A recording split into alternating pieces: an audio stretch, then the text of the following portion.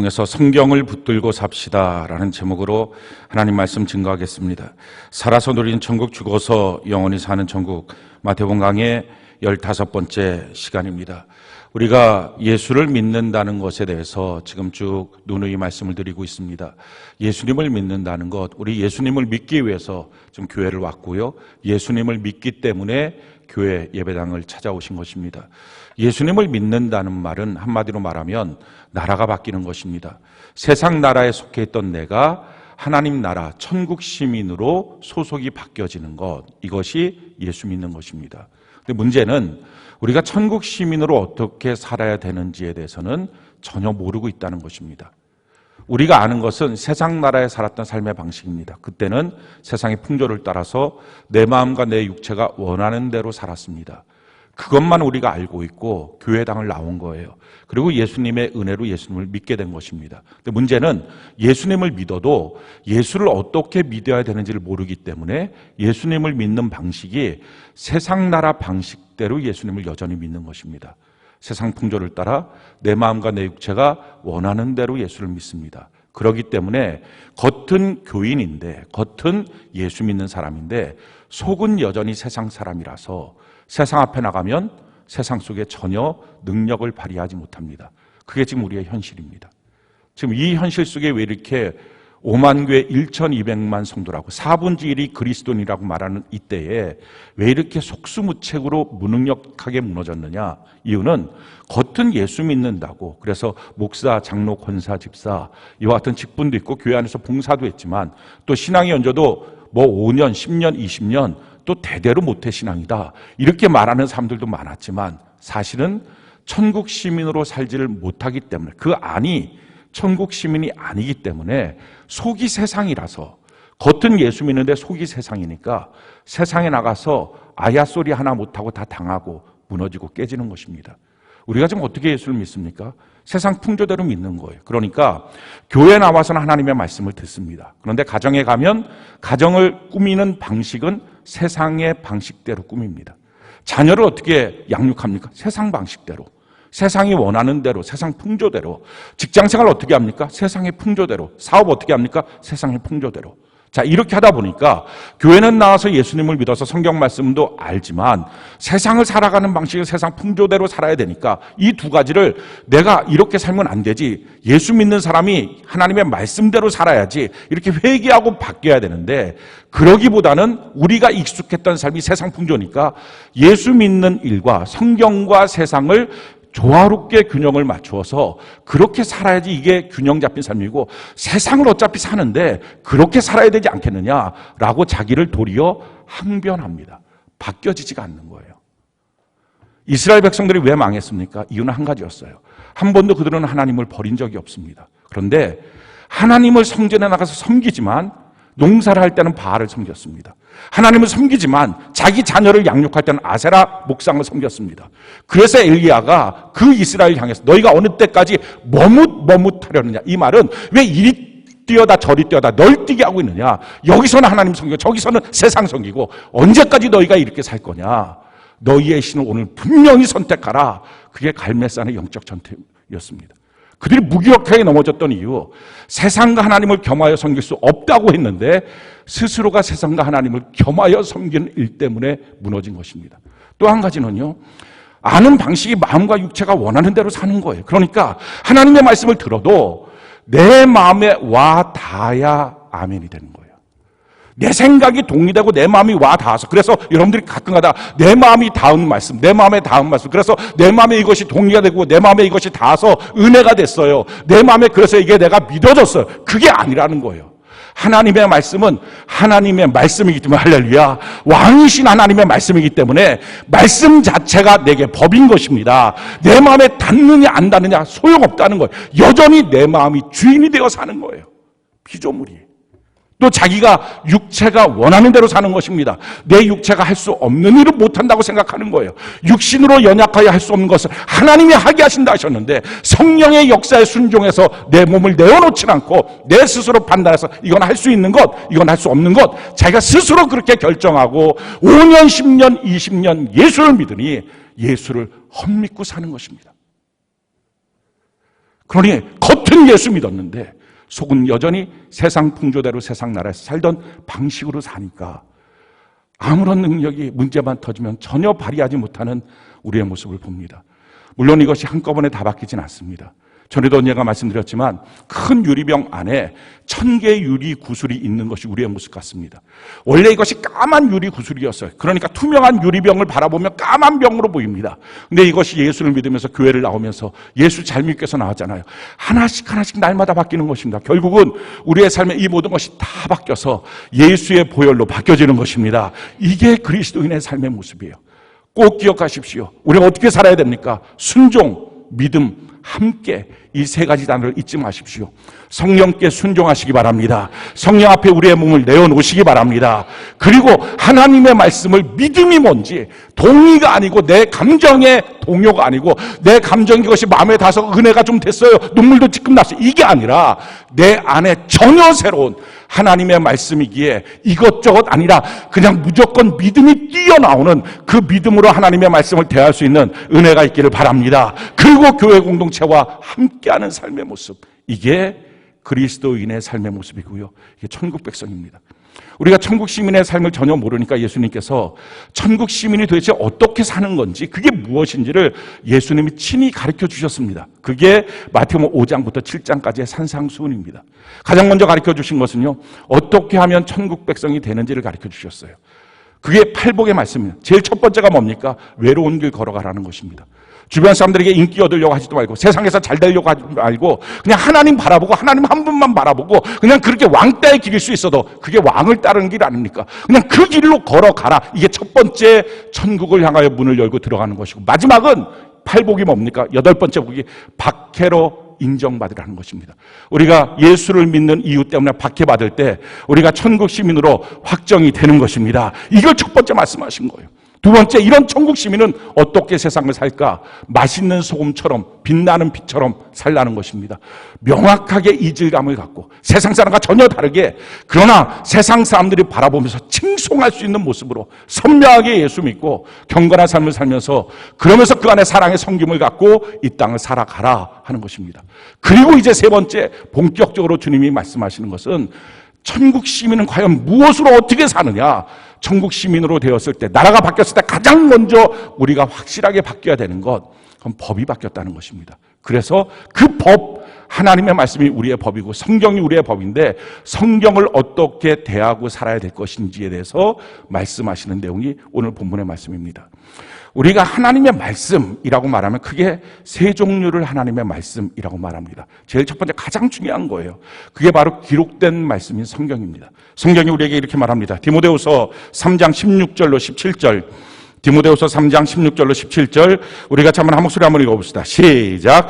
모든 성경은 하나님의 감동으로 된 것으로 교훈과 책망과 바르게 함과 의로 교육하기에 유익하니 이는 하나님의 사람으로 온전하게 하며 모든 선한 일을 행할 능력을 갖추게 하려 함이라. 하나님의 성경은 하나님의 숨결로 이루어진 것이다. 감동으로 된 것이다. 하나님의 말씀이다 라는 것입니다. 그래서 우리의 모든 신앙은 가장 기본이 성경입니다. 성경을 알고 성경을 사랑하고 성경을 믿으며 사는 것이 그리스도인이고 천국 시민입니다. 성경을 읽고 그래서 사는 것입니다. 이 성경을 통해서 우리가 예수님을 알아야 합니다. 잘 기억하십시오. 체험을 통해서 알지 마시고요, 성경을 통해서 예수님을 만나고 알아야 합니다. 성경이 우리에게 이렇게 말합니다. 요한복음 5장 39절, 우리 같이 한번 한 목소리 읽어볼까요? 시작. 너희가 성경에서 영생을 얻는 줄 생각하고 성경을 연구하거니와 이 성경이 곧 내게 대하여 증언하는 것이라. 이 성경 전체는 뭐예요? 예수님이 주제예요. 예수님이 어떤 분인지에 대해서 말씀하는 것입니다. 그래서 성경을 통해서 예수님이 어떤 분인지 알고 그리고 나서 그 예수님을 경험하고 체험하는 것이 바른 신앙입니다. 많은 사람들이 자기의 병 나은 것을 통해서, 문제가 해결되는 것을 통해서, 돈 버는 것을 통해서, 자녀가 이렇게 되는 것을 통해서, 제가 기도했던 문제가 해결되는 것을 통해서 예수님을 만나고 더 이상 진보하지 않습니다. 그게 예수님 전체인 줄 알고 신앙생활 평생을 하니 신앙이 왜곡되고 마는 것입니다. 만약에 여러분들이 체험으로 예수님을 만났다면 더욱 힘써 성경을 읽으시기 바랍니다. 예수님이 누군지를 분명히 알아야 합니다. 예수님에 대한 무지, 성경에 대한 무지가 우리의 신앙을 왜곡시키는 것입니다. 두 번째, 하나님의 말씀이라고 말할 때는요, 선포된 말씀인 설교, 이게 하나님의 말씀입니다. 성경이 우리에게 이렇게 말합니다. 데살로니가전서 2장 13절, 우리 같이 한번 한 목소리 읽어볼까요? 시작. 이러므로 우리가 하나님께 끊임없이 감사함은 너희가 우리에게 들은 바 하나님의 말씀을 받을 때에 사람의 말로 받지 아니하고 하나님의 말씀으로 받음이니 진실로 그러하도다. 이 말씀이 또한 너희 믿는 자 가운데서 역사하느니라. 지금 여러분들에게 선포되고 있는 이 설교가 오성택 목사라고 하는 개인의 사견이나 생각이 아니라, 성경은 그것이 사람의 말이 아니라 하나님의 말씀이니 진실로 그러하도다.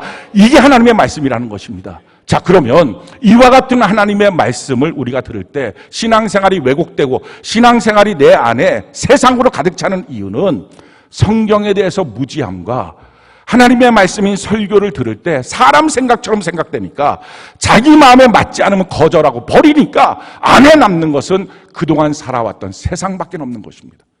그러니 오래 신앙생활을 해도 세상이 버려지지가 않는 것입니다. 이걸 어떻게 하면 됩니까? 성경이 우리에게 이렇게 말하죠. 사도행전 17장 11절, 우리가 한번 한 목소리 읽어볼까요? 시작. 베레아에 있는 사람들은 데살로니가에 있는 사람들보다 더 너그러워서 간절한 마음으로 말씀을 받고 이것이 그러한가 하여 날마다 성경을 산구함으로. 제일 첫 번째, 저는 여러분들 간절한 마음으로 말씀을 받으시기 바랍니다. 하나님의 말씀을 그냥 들리면 들리는 거지가 아니라 들으려고 애를 쓰시기 바랍니다. 경청하셔야 됩니다. 집중하셔야 됩니다.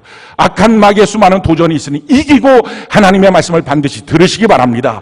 그러니 하나님의 말씀을 들을 때 이미 졸음이 오고 딴 생각이 들고 딴짓을 하면 처음부터 실패한 것입니다.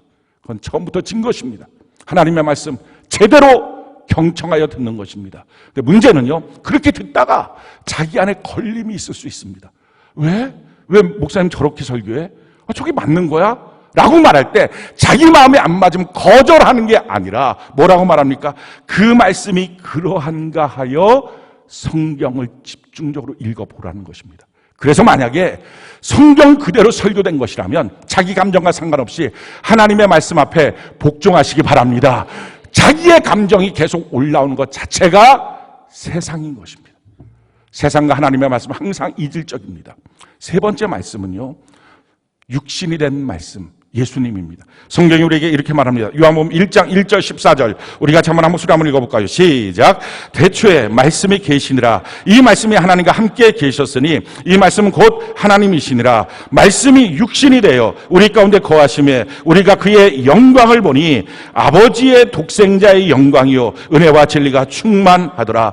말씀이 하나님이라는 것입니다. 그리고 그 말씀이 육신이 되어 예수님을 우리에게 오신 것이고 지금도 말씀의 형태로 우리와 함께하고 계시는 것입니다. 그렇기 때문에 하나님의 말씀을 대하는 나의 태도와 마음이 하나님을 대하는 것입니다.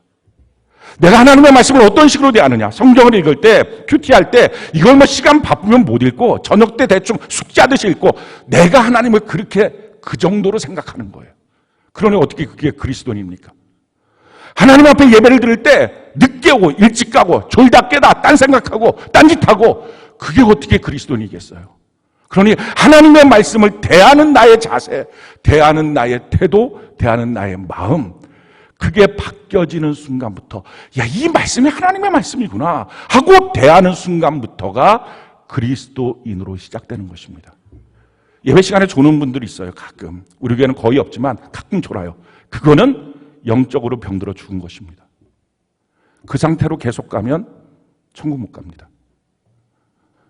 그건 피곤해서 조는 게 아니에요. 영적으로 이미 들을 수 있는 귀가 닫혀서 죽은 것입니다. 왜?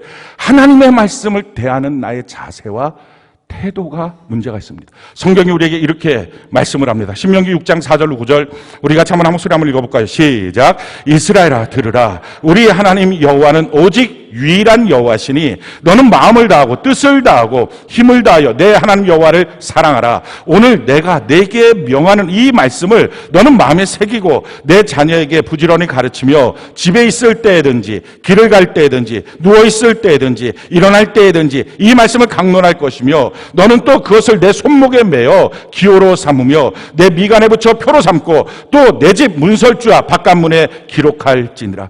이스라엘아 들으라 라고 말씀하십니다. 말씀하신 것은 모든 영적인 이스라엘 백성의 순종을 전제로 하신 말씀입니다. 너희들은 반드시 이스라엘 백성이라면, 하나님의 선택받은 백성이라면 들어야 돼. 무엇을 들어야 됩니까? 우리의 하나님은 유일하신 하나님이다. 그러니 그 하나님을 사랑하되 목숨을 다하고 마음을 다하고 뜻을 다해서 하나님을 사랑하라. 그 사랑의 방식이 뭡니까? 오늘 내가 내게 말하는 그 말씀을 마음에 새기는 것. 이게 하나님을 사랑하는 방식이에요. 나는 하나님을 사랑한다고 하면서 말씀은 몰라요. 하나님을 사랑한다고 하면서 내 마음에 하나님의 말씀이 새겨지지 않았어요. 그건 사랑 아니다 라고 성경이 말하는 것입니다. 그렇게 내 마음에 새기고 그 다음에 해야 될 게 뭡니까? 가장 소중한 존재가 누구예요? 정말 내 자신의 생명을 다 버려서라도 구하고 싶은 존재가 누구예요? 내 자녀 아닙니까? 그 자녀에게 부지런히 가르치라. 어느 정도 부지런히 가르쳐야 합니까? 성경이 우리에게 이렇게 말하잖아요. 너 자녀에게 부지런히 가르치라. 다른 그 무엇보다도 가장 중요한 것, 하나님의 말씀대로 사는 것을 가르쳐라. 무슨 대학을 보내려고, 무슨 영화를 보려고 자녀에게 뭐 때문에 시간 낭비시키고 하나님의 말씀에 대해서는 입 한 번 뻥끗하지 못합니까? 얼마큼 가르쳐야 됩니까? 집에 앉았을 때든지, 길을 갈 때든지, 누워있을 때든지, 일어날 때든지 이 말씀을 너는 가르쳐야 된다. 사랑하는 성도 여러분, 말썽 피는 자녀 있습니까? 저는 100% 부모 탓이라고 생각합니다. 말썽꾸러기 자녀는 없어요. 말썽꾸러기 부모만 있는 거예요. 정신 못 차리는 부모만 있는 거예요. 자녀들은 그 부모가 걸어간 뒷모습을 바라보면서 신앙생활합니다. 정말 마음에 새기고 나한테 제대로 가르치고 이게 생명인 줄 알고 가르치는지, 벌벌 떨고 말도 못하고 있는지 자녀는 눈을 시퍼렇게 뜨고 보고 있는 거예요. 내 자녀 어떻게 양육하고 어떻게 키울 것인가, 거기에 멈추는 게 아닙니다. 하나님의 말씀을 어떻게 붙들어야 우리가 하나님을 사랑하는 것입니까? 성경이 우리에게 이렇게 말합니다.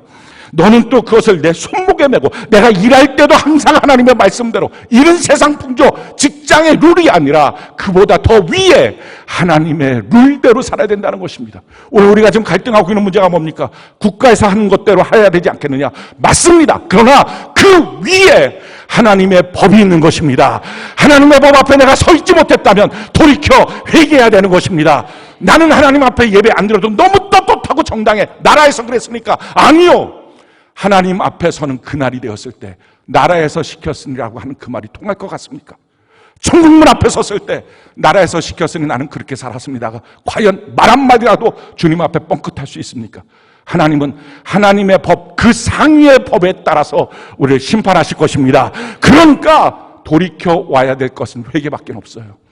우리가 정말 하나님 앞에 회개하고 이 나라 이민족의 교회와 1,200만 성도들을 위해서 회개하고 그 영혼이 다시 살 수 있도록 우리 회개하는 은혜가 있기를 바랍니다. 우리가 생각할 때는 이 모든 문제가 코로나 때문인 것 같습니다. 그거 아니에요.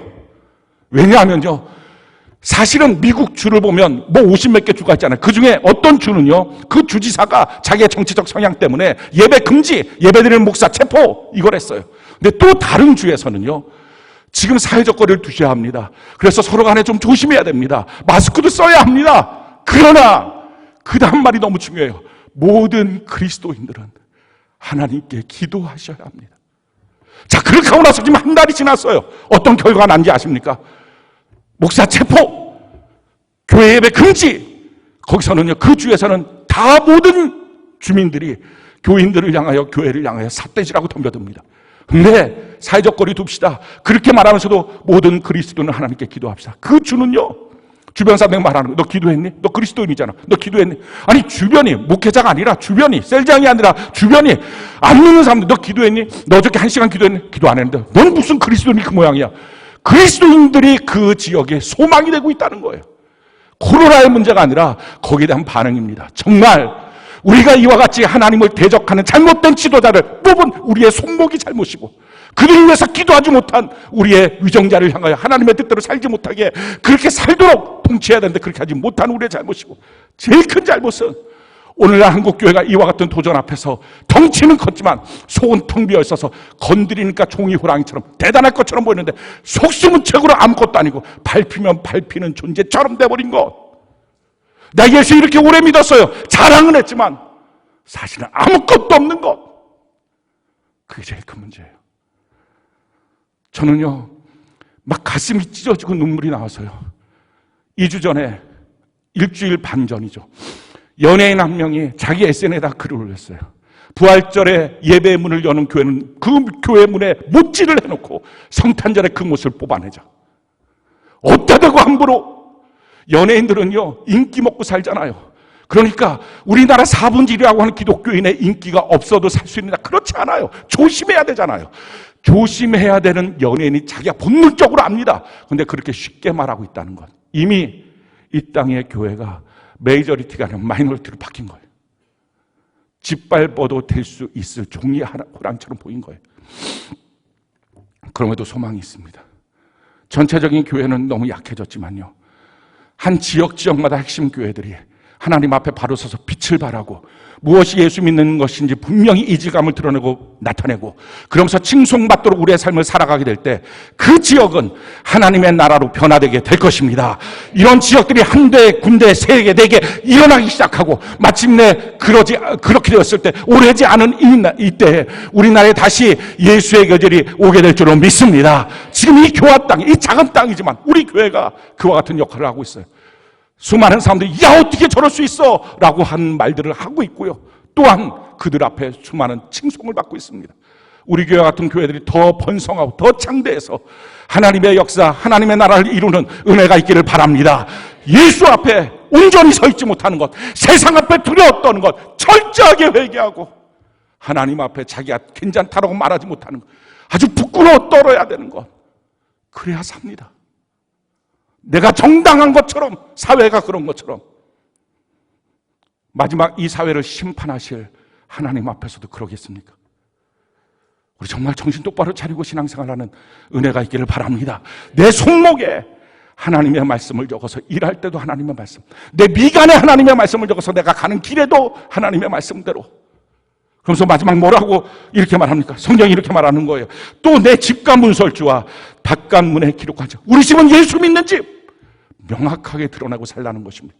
사랑하는 성도 여러분, 하나님의 말씀을 대하는 나의 태도, 하나님의 말씀을 존중하는 나의 태도가 내가 하나님을 향한 신앙 전부답니다.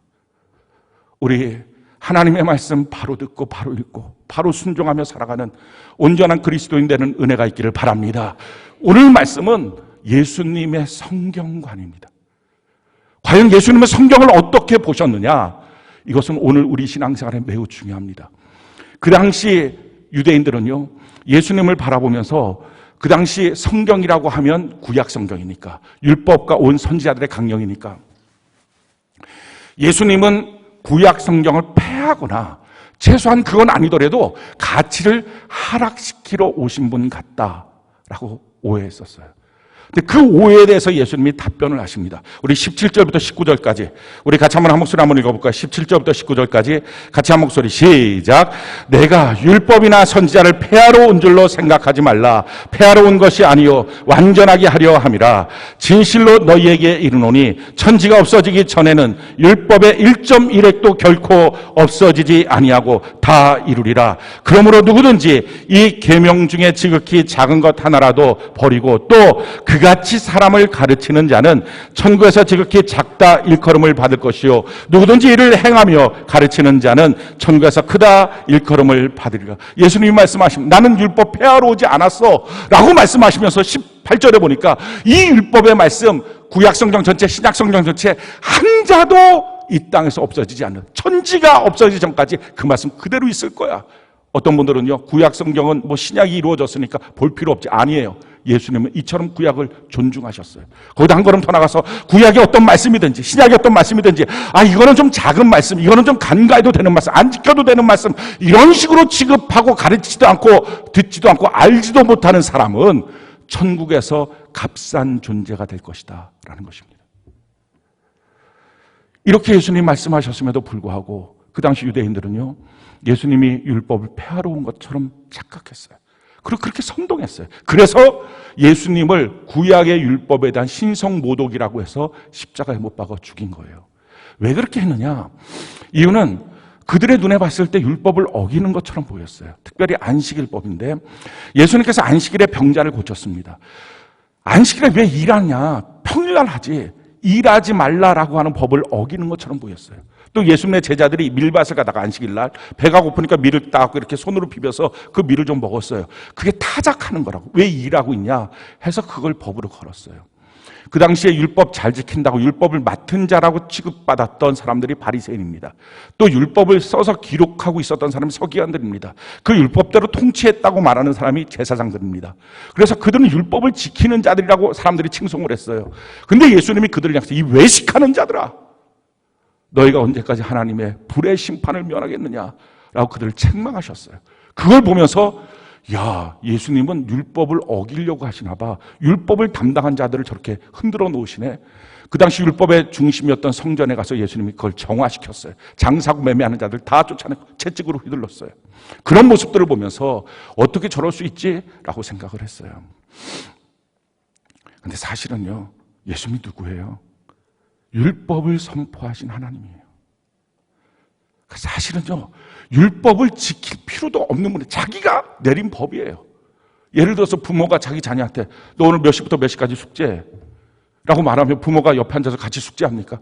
아니잖아. 자기가 말하면 애는 하고 자기는 옆에서 하나하나 지켜보면 되는 거지. 그러니까 예수님은 그럴 필요가 없으신 분이에요. 그럼에도 불구하고요, 너무 놀라워요. 예수님이 이 땅에 오셔서 어떻게 하셨습니까? 성경이 이렇게 말씀하시는 거예요.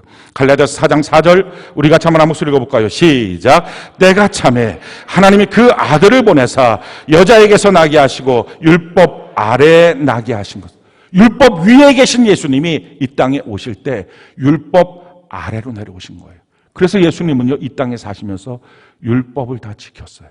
하나님이신데. 예수님 왜 30살에 공생애를 시작했을까요? 구약에 보면 제사장들은 30살부터 제사장의 업무를 합니다. 하나님으로 오신 그분이 그 많은 30년의 세월을 이 땅에서 아무것도 안 하면서 지내시다가 30살이 됐을 때 율법 그대로 제사장의 일을 시작하셨어요. 예수님이 오셨을 때도 베들레헴에서, 오실 때도 처녀의 몸으로 성경의 구약성에 1500개가 넘는 예수님에 대한 예언들을 다 지키며 살았어요. 겟세마네 동산에서 기도하고 내려오시다가 대제사장이 보낸 그 군사들이 와갖고 예수를 체포하려고 했을 때 옆에 있던 베드로가 칼을 꺼내서 휘둘렀어요. 그랬더니 대제사장의 종이었던 말고의 귀가 뚝 떨어졌어요. 그때 예수님께서 칼을 칼집에 꽂아라. 그리고 그 말고의 귀를 털어서 그의 귀에 붙여줬어요. 그러면서 이렇게 말씀하셨어요. 너가 이렇게 하면 이런 일이 있을 것이라고 하는 성경이 어떻게 이루어지겠느냐. 그만큼 성경을 지켰어요. 성경대로 죽으시고 죽으실 때도 성경 그대로 채찍에 맞고 못에 박히고 성경 그대로 3일 만에 부활하셨습니다. 그렇게 성경을 다 지키셨어요. 그럼에도 불구하고 왜 오해를 했는가? 이유는요, 예수님이 폐하러 온 게 아니라 완전케 하신다는 것을 그들이 이해하지 못했기 때문이에요. 오늘 17절 다시 한번 볼까요? 마태복음 5장 17절 우리 같이 한번 한 목소리 한번 읽어봅시다. 한 목소리 시작. 내가 율법이나 선지자를 폐하러 온 줄로 생각하지 말라. 폐하러 온 것이 아니요 완전하게 하려 합니다. 이 말을 그들은 몰랐던 거예요.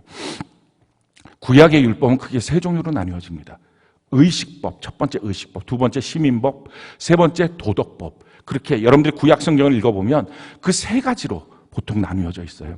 그 의식법이라고 하는 것은 대부분이 안식일법이라든지 제사장법이라든지 성전에서 어떻게 성전을 짓고 예배를 드려야 되는 이런 제사법, 이런 것들이 의식법입니다. 근데 이와 같은 의식법은 사실은 그림자와 같은 거예요. 예수님이 와서 마지막 속죄의 제물을 드리기까지 짐승을 잡아 죽이면서 이 은혜가 뭔지, 어떻게 해서 우리가 속죄가 되는지, 내가 노력해서 속죄가 아니라 나를 대신하는 흠없는 짐승을 통해서 내 죄가 없어지는 것처럼 나를 대신하는 하나님의 아들 예수를 통해서 내 죄가 속함을 받는다. 이거를 계속 그림을 갖고 가르쳐 주신 거예요.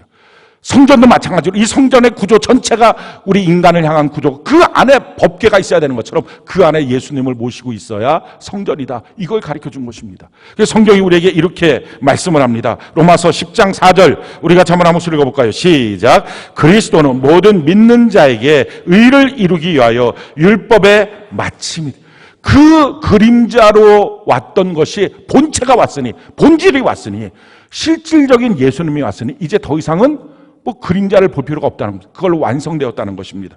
히브리서 10장 14절 우리가 한번 읽어볼까요? 시작. 그가 거룩하게 된 자들을 한 번의 제사로 영원히 온전하게 완전하게 된 것입니다. 그래서 이제 더 이상 우리는 소나 양을 끌고 예배에 올 필요가 없습니다. 예수님이 한 번의 제사로 완성시켰기 때문에. 그러니 이 의식법에 해당되는 모든 의미와 축복은 예수님 안에서 우리에게 그대로 주어진 것입니다. 예를 들어서 안식일로 말미암아 사람을 옴짝달짝 못하게 했던 것이 이제는 주일날로, 예수 중심의 날로 바뀌어져서 예수 안에 누리는 축복과 자유함을 얻게 된 것입니다. 뿐만 아니라 성전도 마찬가지예요. 성전은 원래 예루살렘의 성전 하나입니다. 나머지 성전이 아니에요. 다 회당이잖아요.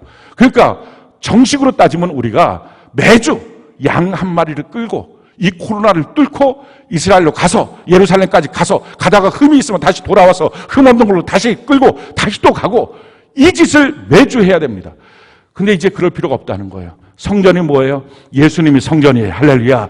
그 예수님을 모신 우리가 성전이에요. 그래서 우리가 모여서 하나님 앞에 예수 그리스도를 향하여 예배하면 이곳에 하나님의 성전의 복이 임하는 것입니다. 이렇게 의식법에 해당되는 내용들은 그 의미와 축복이 예수 그리스도를 믿는 사람들에게 그대로 이어지는 것. 그러나 그와 같은 행위를 하지 않아도 되는 것. 예수님이 완성시켰기 때문에 그렇게 완전케 하신 것입니다. 두 번째 법이 시민법이에요. 이 시민법이라고 하는 것은, 이스라엘은 원래 신정 통치입니다. 하나님의 왕이시고요, 그 이스라엘 백성들은 하나님의 왕이신 이스라엘의 통치를 받습니다. 그래서 다른 사람들과 전혀 다른 삶을 요구받았어요. 그게 뭐냐면 가장 먼저가 할례입니다. 남자들은 할례를 행하고, 그리고 남자 여자 입는 옷이 다르고, 머리 스타일도 다르고, 막 머리 이렇게 밀면 안 되고 저렇게 밀면 안 되고 그렇게 돼 있고요. 먹는 것도 다 다릅니다. 쪽이 갈라진 거 먹고 뭐 안 갈라진 거 먹으면 안 되고, 비늘이 없는 것 있는 거, 이런 것들이 수없이, 피 먹지 말고 뭐 종류들이 되게 많습니다. 근데 그렇게 하는 이 시민법, 그들을 특별하게 만든 거. 그래서 이스라엘 선민의식을 줬던 시민법은 예수님이 오셔서 이제는 육의 이스라엘 혈통이 아니라 예수님을 믿는 영적 이스라엘 혈통을 만들어서 그게 무의미하게 만들어졌다는 거예요. 성경이 우리에게 이렇게 말씀합니다. 에베소서 2장 11절 13절 우리 같이 한번 읽어볼까요? 시작. 그러므로 생각하라. 너희는 그때 육체로는 이방인이요 손으로는 육체에 행한 할례를 받는 무리라. 칭하는 자들로부터 할례를 받지 않는 무리라. 칭함을 받는 자들이라. 이제는 전에 멀리 있던 너희가 그리스도 예수 안에서 그리스도의 피로 가까워졌느니라. 그러니 선민의식이 따로 있는 게 아니라 이제 예수 그리스도를 믿으면 다 영적인 이스라엘이 된 것입니다. 우리도 영적인 이스라엘 백성도 예수를 믿어야만 이스라엘 백성이 된 것입니다. 그러니 시민법 때문에 규정되었던 하나님의 말씀은 이제 의미가 없어진 것입니다. 혹시 여러분들 가운데 선지 먹고 싶은데 피 먹지 말라 해서 못 먹는 분들이나, 돼지고기 먹고 싶은데 성경을 보니까 돼지고기 먹으면 큰일 난다 그래서 못 먹는 분들은 건강상의 이유가 아니면 그냥 먹어도 됩니다. 이제는 그 말씀은 무의미하게 바뀌어진 것입니다. 세 번째는 도덕법이에요. 이 도덕법은 하나님의 마음이에요. 하나님의 성도들이 어떻게 살았으면 좋겠다라고 하나님의 뜻입니다. 그래서 십계명으로 대표된 이 도덕법은 그 내용이 무엇인지, 하나님이 원하는 마음이 무엇인지를 더 분명하게 하셨어요. 그래서 그 다음에 나오는 것이 살인에 대한 문제, 간음에 대한 문제. 인간이 질 수 있는 가장 큰 죄악들, 가장 큰 파장을 일으키는 죄악이 살인과 이 간음인데, 여기에 대해서 이스라엘 백성들은, 유대인들은요, 이거를 인간의 수준으로 하락시켜버린 거예요. 사람 눈에만 안 걸리면 되는 것으로 만들어버린 거예요. 근데 하나님은 그게 아니라 하나님의 수준에서 이 말씀이 무엇인지를 다시 설명하는 것이 도덕법의 내용입니다. 근데 거기에 멈추지 않고요, 예수의 십자가로 말미암아 하나님의 율법을 지킬 수 있도록 우리를 만들어 주신 것입니다. 성경이 우리에게 이렇게 말합니다. 히브리서 9장 14절 우리가 한번 한 목소리 읽어볼까요? 시작. 하물며 영원하신 성령으로 말미암아 흠없는 자기를 하나님께 드린 그리스도의 피가 어찌 너의 양심을 죽은 행실에서 깨끗하게 하고 살아계신 하나님을 섬기게 하지 못하겠느냐. 하나님을 섬길 수 있는 것입니다. 우리가 의식법, 또 시민법, 도덕법, 주일날 식당 가서 뭐 물건 사고 먹는 거 됩니까? 안 됩니까? 예. 예수 믿는 사람으로서 식당 운영하는 건 별로 안 좋지만 사 먹는 거는 뭐 어떡하겠어요? 그냥 먹고 싶은 걸 먹어야 되지. 그게 상관이 없어진 것이 안식일법이 엄격하게 사고팔고 하지 말라는 것이 주일 성수로 바뀌어져서 그래서 그 안에서 예수님 안에서 가족끼리 자유함을 누리고 물론 그렇다고 해서 딴 데 가고 동창 만나고 술 파티 벌리고 이게 주일날 할 짓이 아니잖아요. 평일도 할 짓이 아닌데 그건 아닌 거지만 가족끼리 만나갖고 교제하고 얘기하고 저녁 식사하고 그거 충분히 가능하다는 거예요. 그렇게 성경에 있는 내용들에 대해서 여러분들이 구약 성경을 읽으면서 이거 의식법은 의미와 축복은 내게 왔지만 그러나 이것을 그대로 소잡아갖고 양잡아갖고 갈 게 아니구나. 이걸 예수님이 다 해결해 주셨구나. 너무 감사한 거예요. 지금도 만약에 예수님이 그걸 안 했으면 우리는 여전히 소를 들고 가고 양 한 마리 들고 오고 다 여기 피비린내 나고 막 피 쭉쭉 흐르고 이렇게 되는 겁니다. 이게 지금 코로나가 문제가 아니라 소가 문제고 양이 문제가 되는 이 엄청난 일들이 벌어지는 거예요. 거기다가 우리가 시민법이라고 하는 것은 이제 무의미해졌으니까 안 지켜도 되고 그러니까 그냥 막 먹고 싶은 돼지고기 삼겹살 이게 절대 구워서 못 먹고 이렇게 할 필요가 없다는 것이죠. 도덕법은 하나님의 기준으로 더 엄격하게 보는 것입니다. 자, 그런데요.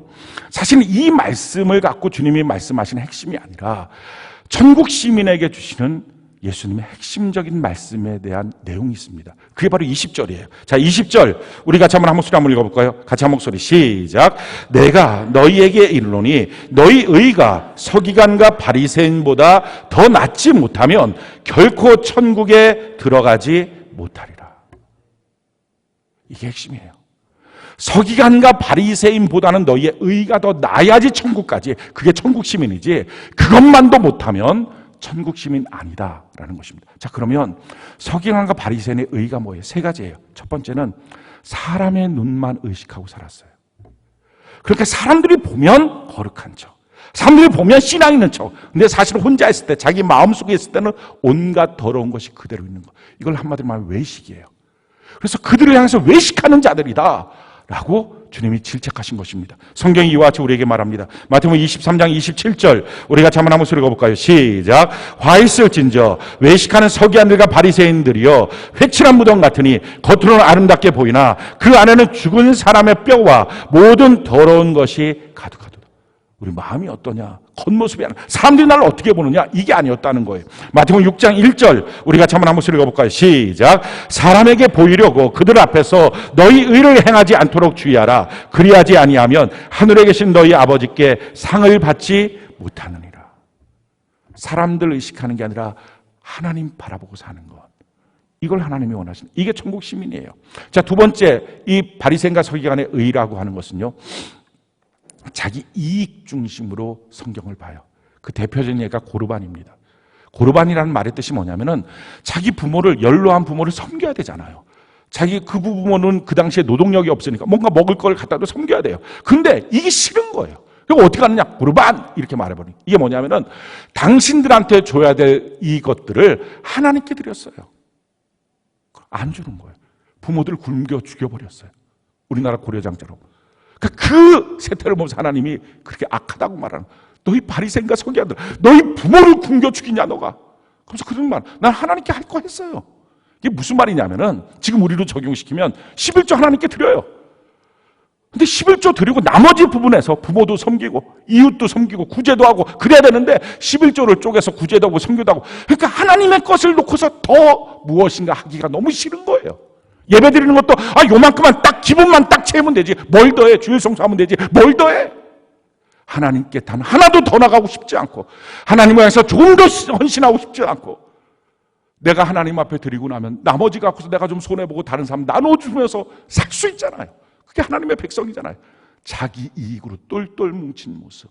그러면서도 하나님 앞에서는 난 떳떳하다고, 주변 사람들 앞에서는 난 떳떳하다고 이렇게 말하고 있는 것이 바리새인과 서기관의 의라는 거예요. 세 번째, 바리새인과 서기관들의 의, 그것은요 자기 자랑이었어요.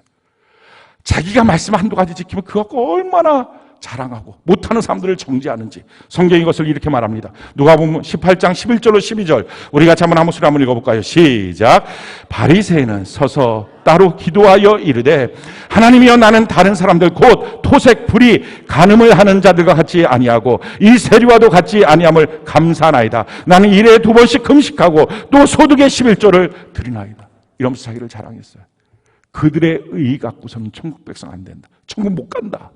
그럼 하나님이 원하는 건 뭐예요? 천국 시민은 마음에 하나님의 법이 있는 거예요. 누가 보든지 안 보든지 하나님의 말씀이 법이 돼서 하나님의 말씀을 들을 때 내가 동의가 되고 내가 할 수 있고, 이 차원이 아니라 하나님의 말씀이기에, 왕의 명령이기에 그 앞에 아멘 하는 거예요. 할렐루야. 하나님 내가 하겠습니다. 나는 못하지만 성령님 도와주옵소서 하고 자기 마음에 하나님의 선포된 말씀 앞에 100% 아멘.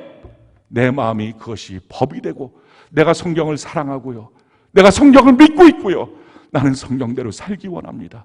내 안에 성경을 방해하고 있는 이 세상 풍조를 제거해 주옵소서. 날마다 회개의 보따리를 짊어지고 이렇게 사는 사람이 천국 시민이에요.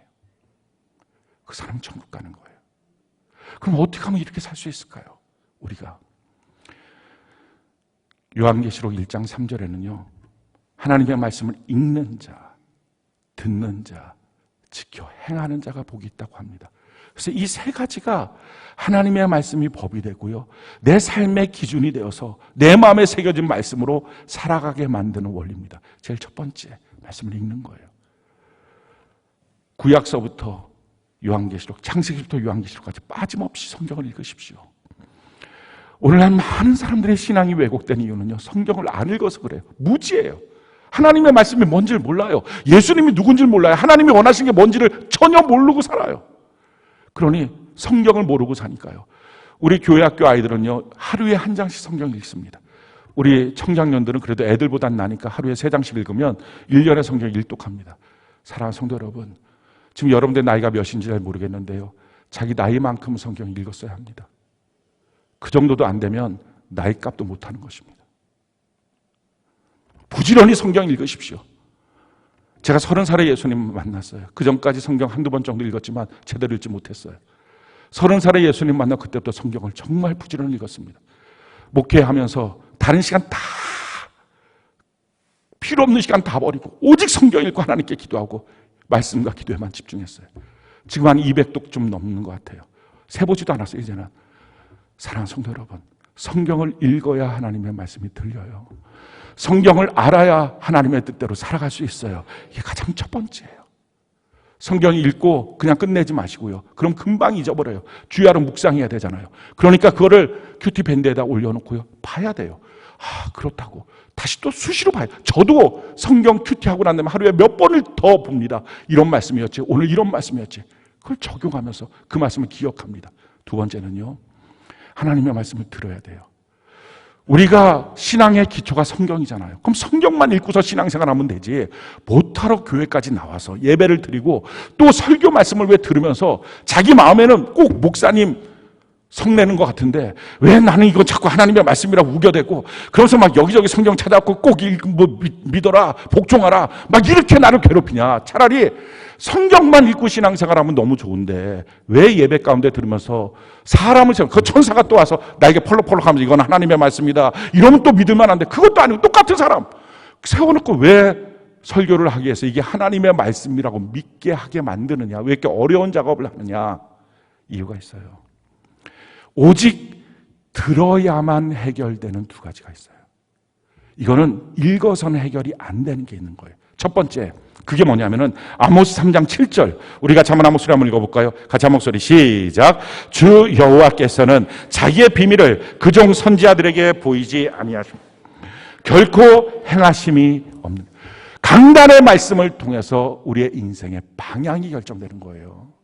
하나님 그 말씀을 먼저 주시고 우리의 인생을 이렇게 인도하시겠다, 방향을 주십니다. 올해 2020년도 어떻게 우리 인생을 인도하실까? 영시의 말씀을 통해서 믿음으로 사는 삶, 한 번도 경험해보지 못했던 이걸 자꾸 벤치마킹하고 내가 쓴 건데, 내가 쓴 것도 하나님이 나한테 주신 말씀인데 한 번도 경험해 못한 그 길을, 이거를 자꾸 여기저기서 벤치마킹해갖고 그렇게 하고 있어요. 진짜 경험도 한 번도 안 되는 이런 인생을 지금 우리가 살아가고 있지 않습니까? 그것도 못하러 방황해요. 하나님이 먼저 우리가 가는 길에 답을 주셨어요. 이 모든 경우에 믿음으로 살라는 것입니다. 그러면 의인의 삶으로 하나님이 인정해 주시겠다는 것입니다. 세상 풍조에 흔들리지 말고, 요동치지 말고, 요동치고 있다면 내 믿음이 형편없구나 생각하고 회개하고 돌이켜서 자기 자신을 주장하지 말고 하나님 앞에 바로 서서 믿음으로 사는 삶, 이렇게 1년을 사는 것입니다. 앞으로 우리의 인생에 뭐가 만날지 모르겠지만 믿음으로 살아가는 은혜가 있기를 바랍니다. 이렇게 우리의 인생의 방향을 잡기 위해서, 그리고 한 주의 방향은 주일날의 말씀이 한 주의 방향이 됩니다. 그리고 나서 새벽 예배, 수요 예배, 금요 예배, 어머니 기도회, 이런 일들을 통해서 우리를 격려하고 우리를 위로하고 우리에게 다시 한번 힘을 주고 이와 같은 말씀이 있는 것이고, 그 안에서 개인 큐티를 통해서 하루하루를 적용하며 사는 것입니다. 그게 신앙생활이에요. 자, 두 번째, 왜 강단의 말씀을 반드시 예배 가운데 나와서 들어야 되느냐? 이유가 있어요. 로마서 10장 17절 우리 같이 한번 읽어볼까요? 시작. 그러므로 믿음은 들음에서 나며 들음은 그리스도의 말씀으로 말미암았느니라. 믿음은 들을 때 생겨요. 성경을 읽는 것은요, 믿음이 생기기 위한 준비입니다. 성경을 읽어서 그렇구나 예수님 이런 분이오구나, 하나님의 뜻이 이런 거구나, 이걸 알고 있다가 어느 날 강단에 선포된 그 말씀이 성령의 감동으로 내게 다가올 때 내 마음에 닿는 게 아니라, 내가 동의되는 게 아니라 어느 순간에 왕이신 주의 말씀 앞에 내가 아멘합니다. 이것이 옳으냐 그르냐 따질 것도 없이, 이게 그런 거, 세상 속에 그러면 내가 한번 따져볼까, 이렇게 말씀대로 사는 게 맞아, 이렇게 생각도 안 하고, 이게 성경이 그렇다 하면 그런 것이고 성경이 아니다 하면 아닌 것이고, 하나님의 말씀, 하나님의 명령이기에 종은 듣겠나이다 하는 믿음이 작동하기 시작하는 것, 이게 강단의 말씀을 듣는 순간에 우리에게 주어지는 거예요. 그러니 여러분들이 말씀을 들을 때 성경을 차라리 읽으면, 기록된 말씀이니까 그냥 이 상태로 권위가 있으니까 이거 읽으면서 하나님의 말씀 앞에 회개하고 돌이키는 거 쉽습니다. 근데 강단의 말씀은 사람을 세워놨기 때문에 이게 어렵습니다. 그래서 우리에게 요구되는 게 있는 거예요. 성경이 우리에게 이렇게 말씀합니다. 야고보서 1장 21절 우리 같이 한번 읽어볼까요? 시작. 그러므로 모든 더러운 것과 넘치는 악을 내버리고 너희 영혼을 능히 구원할 바 마음에 심어진 말씀을 온유함으로 받으라. 왜 하나님의 말씀 앞에 내가 대적이 되고 받기 싫어지고 왜 그렇습니까? 내 안에 먼저 들어온 강도와 절도가 있기 때문에 그래요. 그걸 내어보내야만 하나님의 말씀이 들려요. 여러분이 갖고 있는 세상적 상식들, 아무 쓸모없는 것들, 나의 미래에 대해서 전혀 알지 못하고 지도해 주지도 못하는 세상의 지식들, 돈 몇 푼, 이와 같은 욕심들 다 내어놓고 내 인생을 살리게 만드실 하나님의 말씀을 온유함으로 받는 은혜가 있기를 바랍니다. 그렇게 말씀을 읽고 듣고 난 다음에 제일 중요한 게 뭐예요? 지켜 행하는 거예요. 사랑하는 성도 여러분, 하나님의 말씀을 아무리 읽었어도 아무리 들었어도 지켜 행하지 않으면 그리스도인이 아니에요. 마태복음 7장에 보면 바람이 불고 창수가 나는 그날 그 말씀을 듣고 알았으나 지키지 못한 자는 모래 위에 세운 집과 같고 지켜 행하는 자가 모래 반석 위에 세운 집과 같다는 것입니다. 그래서 하나님의 말씀은요, 내가 지킨 것만 내 말씀이에요. 아는 게 아니고요. 그래서 우리가 하나님의 말씀을 그대로 지키며 살아야 됩니다. 자, 그러면 어떻게 하나님의 말씀을 지킬까요? 성경은 이렇게 말씀하고 있어요. 신명기 30장 14절 우리가 한번 소리 한번 읽어볼까요? 시작. 오직 그 말씀이 내게 매우 가까워서 내 입에 있으며 내 마음에 있은즉 내가 이를 행할 수 있는. 어떻게 행할 수 있다고요? 내 입에 있고 내 마음에 있은즉 행하는 것이다. 하나님의 말씀은 오늘부터 내가 결심하고 하겠습니다. 그렇게 안 지켜집니다. 작심삼일입니다. 그 전에 먼저 해야 될 게 있어요. 먼저 내 입에 있어야 돼요. 하나님의 말씀을 계속 말해야 돼요. 나눠야 돼요. 그래서 하나님의 말씀을 자녀에게 가르치고 그러면서 부모가 그 말씀대로 순종할 수 있고, 셀에서 모이는 이유가 이겁니다. 그러니 셀에서 쓸데없이 자기 삶 나누지 말라고요. 자기 경험 나누지 말라고요. 자기 생각 말하지 말라고요. 아무짝에 쓸모없는 거예요. 하나님의 말씀을 나누시기 바랍니다. 자꾸 말을 하다 보면 그 말씀을 지킬 수 있어요. 그래서 셀 모임 하는 거예요.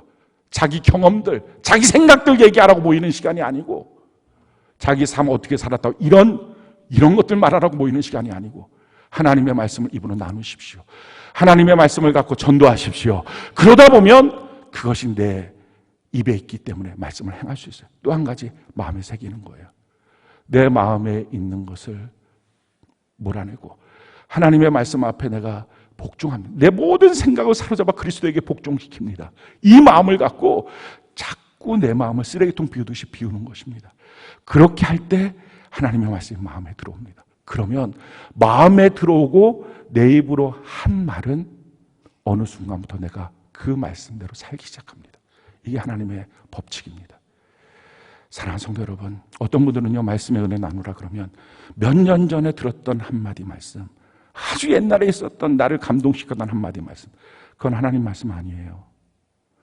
성경은 분명하게 오늘 이렇게 우리에게 말씀합니다. 신명기 28장 13절로 14절 우리 같이 한번 한 목소리 읽어볼까요? 시작.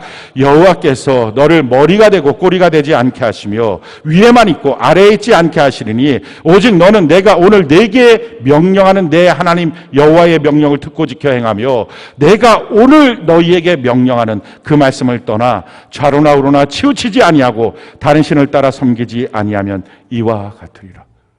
몇 년 전에 예수 처음 믿을 때 기억은 할 수 있어도 그게 오늘 내가 살아야 될 말씀은 아니에요. 올해 주신 말씀, 이번 주에 주신 말씀, 그리고 오늘 귀티하여 주신 말씀, 오늘 내가 내게 명령한 그 말씀을 듣고 사는 것입니다. 그렇게 날마다 주님 앞에 주님과 함께 가는 것입니다. 우리의 삶을 놓고 하나님께 물어보십시오. 다 어떻게 하면 좋아요? 이 일은 어떻게 할까요? 그게 천국 시민이에요. 하나님의 말씀을 놓고 기도하십시오.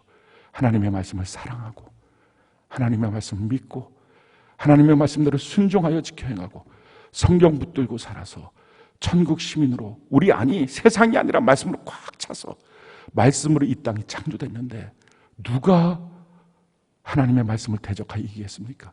또한 그 말씀을 붙들고 살 때 말씀의 약속이 성취되는 하나님의 은혜와 복이 우리에게 넘치게 될 줄로 믿습니다. 이런 천국 시민으로 살아가는 저와 여러분들 되기를 예수님 이름으로 축원합니다.